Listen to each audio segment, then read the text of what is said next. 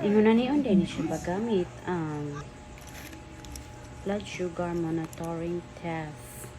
Imo na siya ituslog ang dagom niya, imo na ikuha na niya circle, then imo na siyang taklob, imo na siyang papitiun. Kanang number nga imong makita mo na siyang gilabngon sa dagon nga mo tusok sa imong panit unya tuslok nimo ning kuan para basa.